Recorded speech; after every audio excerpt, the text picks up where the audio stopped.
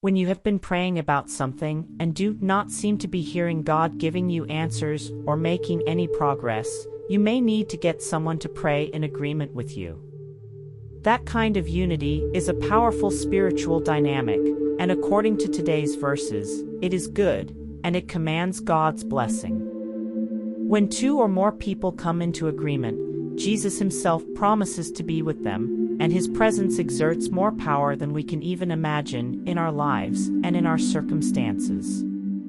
He says in Matthew 18 verses 19 to 20, AMPC again I tell you, if two of you on earth agree, harmonize together, make a symphony together, about whatever, anything and everything, they may ask, it will come to pass and be done for them by my Father in heaven.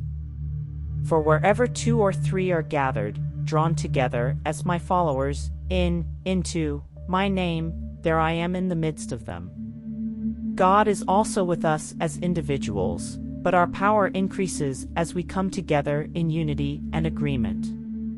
The Bible says that one can put 1,000 to flight and two can run off 10,000. See Deuteronomy 32 verse 30.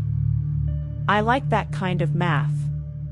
Because God's blessing rests on unity and his presence is with those who agree in his name, the enemy works diligently to divide people, to bring strife into relationships, to provoke anger and jealousy, and to keep people at odds with each other.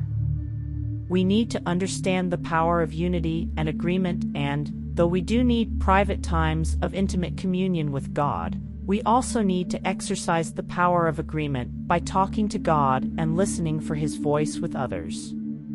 Prayer of the day: Lord, thank you for your word and for the knowledge it brings.